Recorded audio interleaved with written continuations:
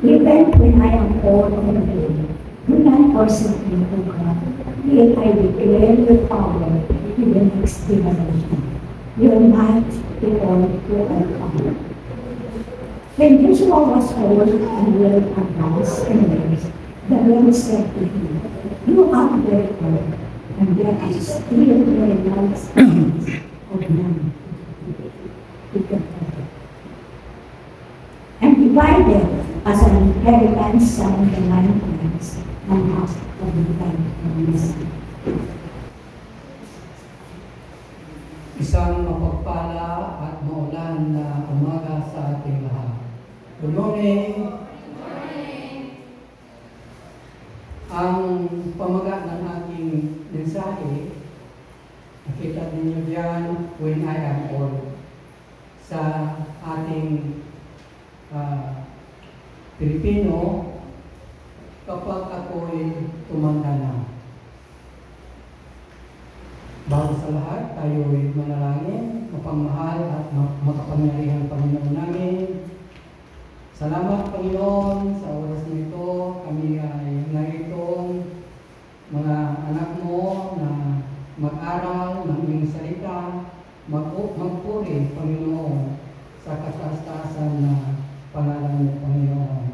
Mag-ari ka, Panginoon, sa aming buhay, sa aming puso. Mag-ari ka sa bawat tahanan, Panginoon. I-bless mo, Panginoon, ang lahat na nandito na sa inyong iglesia na makarinig ng iyong salita, Panginoon. Ganon din, dinadalangin ko, Panginoon, ang lahat ng mga ibang worshipers na hindi pa nakakarating sa oras na ito. Pagpalain mo ang bawat pamilya namin, ilay mo sila sa anumang kapahamakan. Panginoon, i-bless mo ang bawat isa sa amin. At hinihiling ko, Panginoon, ang iyong presensya, pagmamahal, Panginoon, na aming madama at mangusap ka, Panginoon, sa bawat isa sa amin. Panginoon, pakinggan mo ang aming tibok ng aming puso na hindi namin masabi sa lahat, masabi sa iyo, Panginoon. Patawarin mo kami, Panginoon, sa aming mga pagkakasala. Ito'y hinihiling namin sa matamis na pangalan ni Jesucristo. Amen. Amen.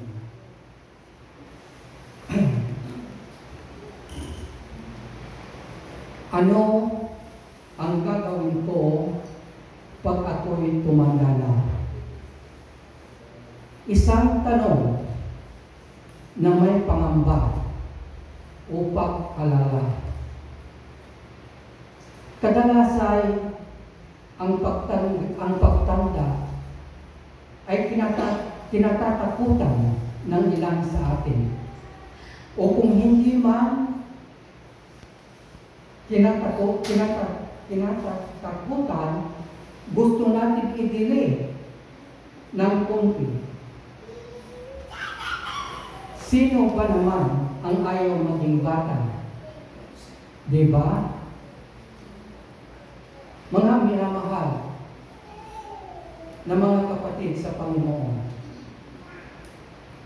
lahat ay nag-alala sa pagtanda dahil iniisip nila na ito ay nagpapalapit sa kanila sa libingan. Ang pag-alala ay hindi tamang pag-uugali sa pagharap sa pagtanda. Dapat nating maunawaan na walang sinuman ang nabubuhay magpakailanman.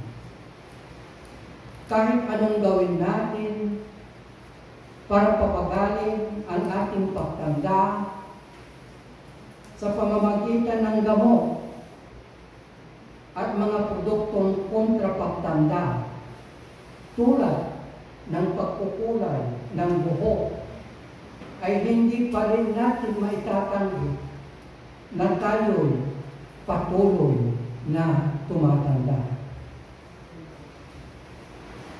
Bilang karagdagan, ang pagtanda ay hindi isang bagay na dapat ipag-alala. Ang dapat ipag-alala ay ang tumanda na walang nagawang mabunga.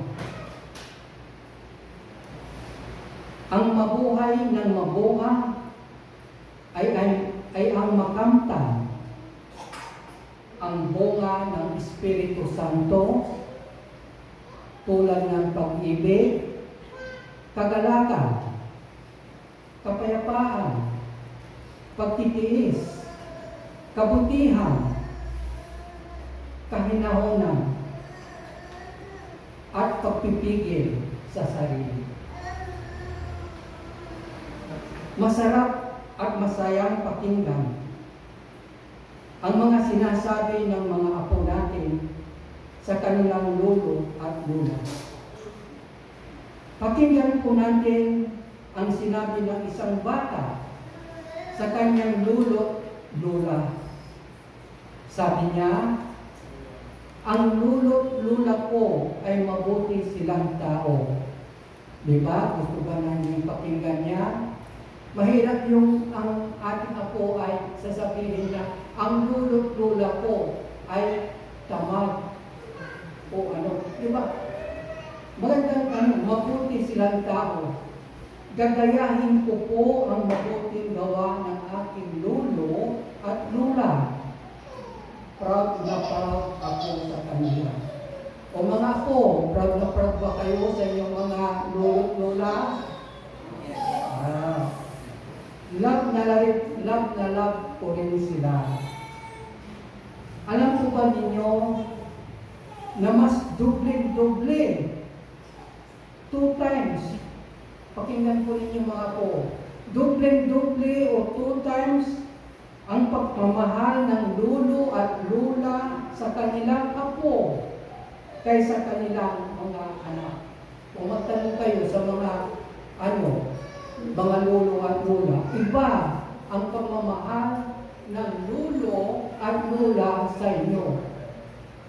Kahit na yung may pira na yung pinakahuling pira ng inyong lolo at lola, kung nakita yung apo na may project o medyo nagtatapos na sa pamasahe, kinukuha yung itinadong pira, ibigay lang sa mga apo.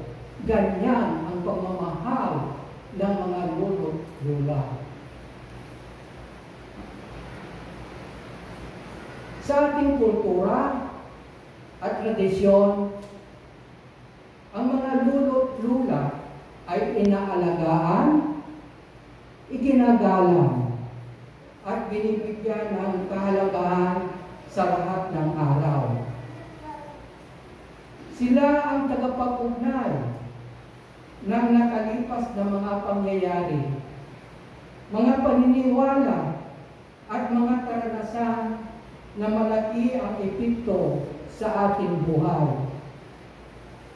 Ang mga lolo at lola ay hindi dapat maliitin at ituring na walang silbi. Kung sila'y nasa edad na ng kahinaan, bagkos iabot ang kamay sa kanilang hakbang, ibigay ang espiritu at lambing na walang pag-alinlangan. Mga kapatid, mga apo, mga kapapo, senior citizens, ano ba ang 4 na tanda o sinyalis ng katandaan na binanggit ni Haring David sa aklat ng mga awit? Una po, kahinaan. Nakikita ninyo, pag umakyat kami dito ni Mrs. Paris, hindi na kami makaakyat. Kaya namin sinyalis ng kahinaan. Ito yung sinasabi sa aklat. Sa Salmo o mga awit, chapter 71, verse 9. Sabi dito, maputi na ang buhok ko. Oh, maputi na ang buhok ko. Maputi na ang buhok ko pagkat ako'y matanda na. O Diyos, ako'y huwag iiwan. Sa piling ko'y lumagi ka. Ito yung panalangin o awit ni Haring David na mayroong pag-alala. Dahil tumatanda na siya. Habang ako ay naghahayag ng lakas, may tinataglay. Samahan sa bawat lahing sa daigdig ay lilitaw. Ganyan ang pakiramdam ng isang lolo't lola.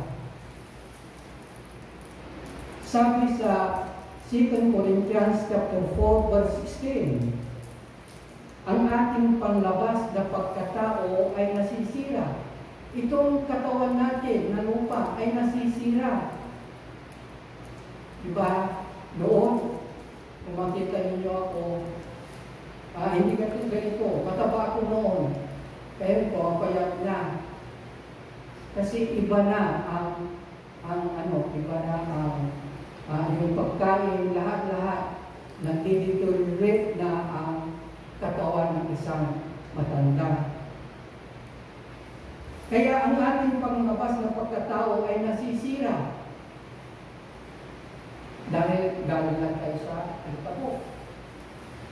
Subalit ang panloob na pagkatao ay nababago. Ang panloob natin nababago. Nasisira naman ito. Yung spiritual life natin, God will provide you with spiritual strength that you need. Kaya, pag tumatanda ng isang tao, siguro nung bata pa tayo, hindi pa tayo masyado na pumupunta sa church, hindi tayo, marami pa tayong mga activities. Ngunit pag tumatanda na tayo, malapit na tayo sa tinatawag na yung na tagdilim sa ating buhay. It's our chance na tayo ay lumapit sa Panginoon. Pangalawa na sinyalis ng katandaan, pagkalito. Kuminsan, di ba yung nararanasan ako, kuminsan talaga nalilito ako. Kuminsan, ulit-ulit yung sinasabi ko. Kaya, ganun ang sinyalis, utanda ng sinyalis ng may senior citizen, may katandaan na.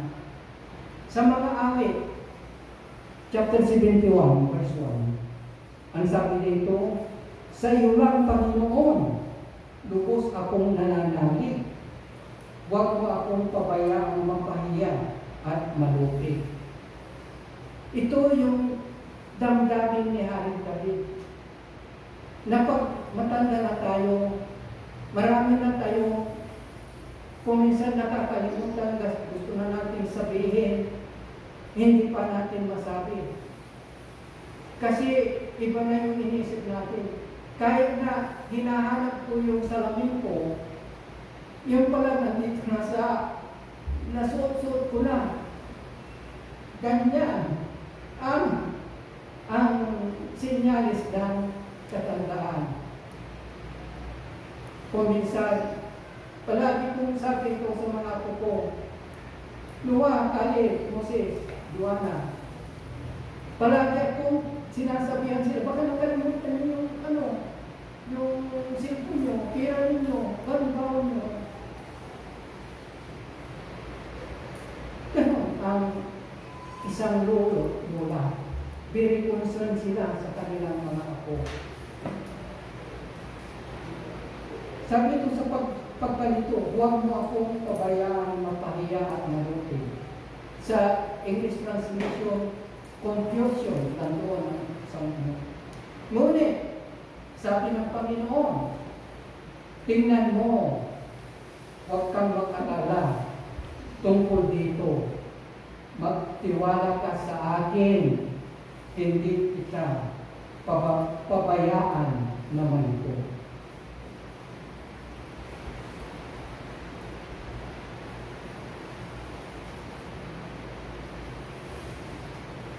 Pangatlo po, pangamba. Una, ang sinabi ko sa inyo ay kahinaan. Pangalawa, pagkalito. Pangatlo, pangamba. Ito yung nasa aklat na awit. Sa mga awit, 71 verse 5, ang sabi dito, Panginoon, sa iyo ko inilagak ang pag-asa. Maliit pa ng bata ako, sa iyo may tiwala na. Tandaan po natin, mga kapatid, na mayroon tayong tagumpay at kabiguan sa buhay. Dumarating din ang pangamba dahil sa katandaan ay malapit na ang tinatawag na sunset years o paglubog ng araw sa mga kapwa kong senior citizen. Pang-apat na sinyalis ng katandaan, mareklamo. Mareklamo po ba ang lula nyo? Sino sa inyo ang may lula dito, nakasama nyo? Pakitaas ang kamay. O, taas ang kamay. Moses, Iwana, lahat. Sana dinala nyo sila. Di ba? Mareklamo, siguro. Pag tumanda ang tao, siya ay nagiging mareklamo ang mabisira. Reklamo, kung tila na sila. Ito. Ngunit ang sabi ni David sa aklat ng mga awit, tingnan po ninyo. Sabi ni David sa aklat ng mga awit, 71 verse 8, kaya ako'y nagpupuri buong araw. Nagpupuri siya buong araw, hindi nagreklamo. Di ba? Aking ngayong ihayag ang taglay mong karangalan. Kaya mga kapwa ko na mga senior citizen, bawasan natin ang pagreklamo. Mas lalo, manalangin tayo, magpuri tayo sa Panginoon. Opo, sa halip magreklamo sa walang kwentang bagay, tayo ay magpuri sa Panginoon. Kaya reklamo sa ray, apuyo, kaasawaan niyo. Brothers and sisters in Christ, speaking of our service to God, maglingkod tayo sa Diyos. Hanggat may hininga, maglingkod tayo sa Diyos pag may hininga. Kaya pa tayo maglilingkod. Tila makaninong, kung hindi na tayo makakakita, kung hindi na tayo makalakad, kung hindi na tayo makarinig, makasalbang pagsalita, paano tayo magsirbi at Diyos paano tayo muna dyan sa iglesia tayo. At may lakas pa tayo para gamitin ng Panginoon, para ibahagi ang kanyang salita sa mga tao. Katong kabalagay ko sa mga salita mo, man-preach, pangulangan mo na Diyos, katong papasyon ko lang. Yun. Sinabi ng Panginoon, Yahweh, kay Joshua, sa aklat ni Joshua na nabasa natin kanina, Joshua 13, verse 1 to 7, dahil Pilipino Tagalog. Matanda ka na at malaki pang bahagi ng lupain ito ang hindi pa ninyo nasasakop. Verse 7, ipamahagi mo na ngayon ang lupang ito ito sa siyam na lite at sa kalahati ng lite ni Manasis. Bagamat si Joshua ay may katandaan na, humigit kumulang 100 taon ay manubod na sumunod sa utos ng Panginoon. Mga kapatid, tularan po natin siya.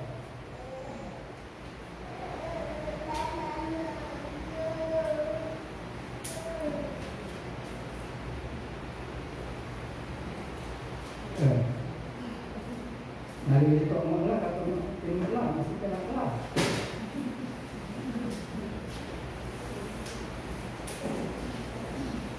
At sa pagkakataon na ito, gusto ko rin ibahagi ang ilan mga tungkulin ng lolo at lula. Wala sigara na ba? May trabaho tayo tungkulin. Una po, maging bahagi ang mga lolo't lula sa pagtuturo ng kagandahang asal. Bahagi tayo ng pagtuturo ng kagandahang asal. Huwag natin ipaubaya lahat sa ating mga anak. Nandiyan tayo, mga lula, na sila ay sabihan ng magandang asal. Ituro natin paglago ng buhay espiritual. We can tira ng church.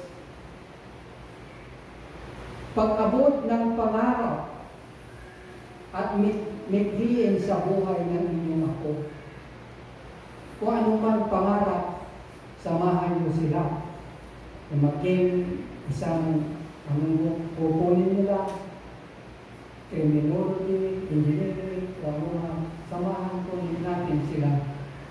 Pangalawa, ang mga lolo't lula ay nagsisilbing pinagkakatiwalaang tagapayo.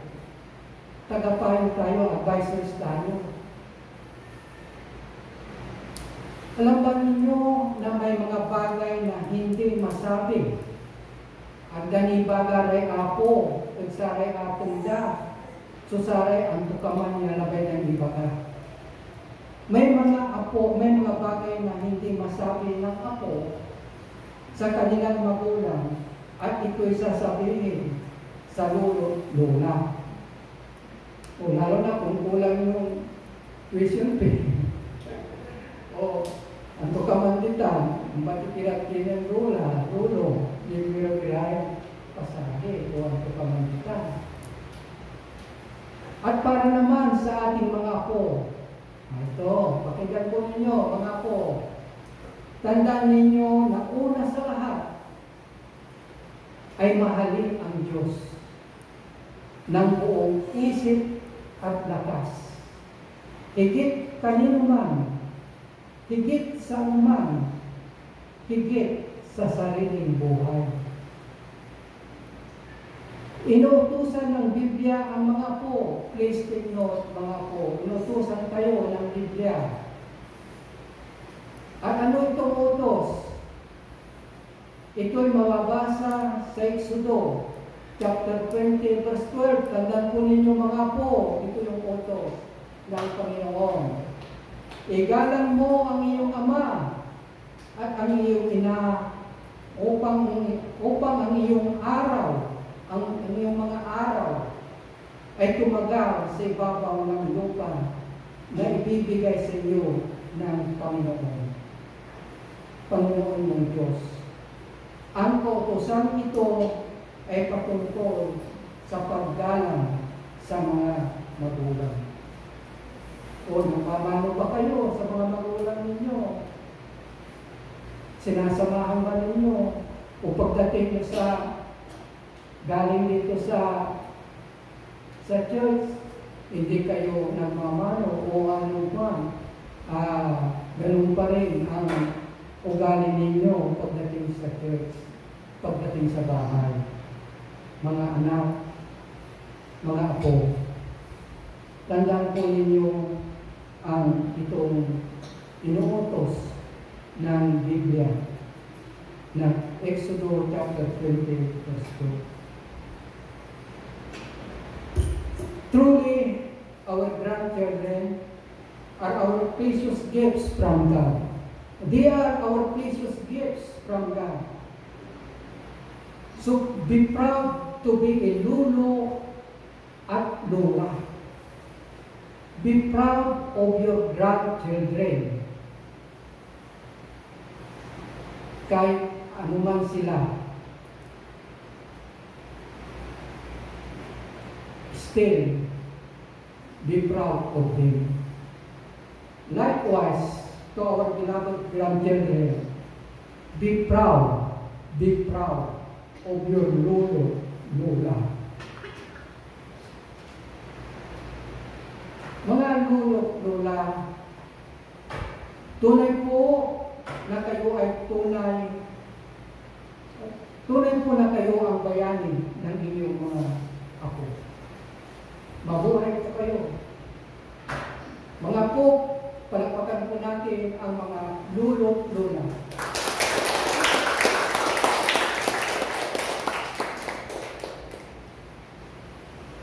Sinasabi sa Kawikaan chapter 16 verse 31, ang mga puting buhok, o sino sa inyo ang may puting buhok na, ay putong ng karangalan. Karangalan ito, it's our honor. Corona na karangalan. Ito ay natamo sa matuwid na pamumuhay. Ito ay natamo sa matuwid na pamumuhay. Diyan ang Proverbio, Pangasinan, 16:31. Say andukay abilay, at si kato'y tumang nasaray tutuon matunong. Say andukay abilay, at si kato'y tumang nasaray tutuon matunong. Mapagalang ang corona, so ang puting buhok. Mapagalang ang corona. Masipas niya, ang puti-puti lang bukto, katong mapagalang. Iya, katulong agak lamang ka tinamo ang pagdito sa mapagalang. Sa ngalan ng Ama at ng Anak at ng Espiritu Santo. Amen. God bless us all.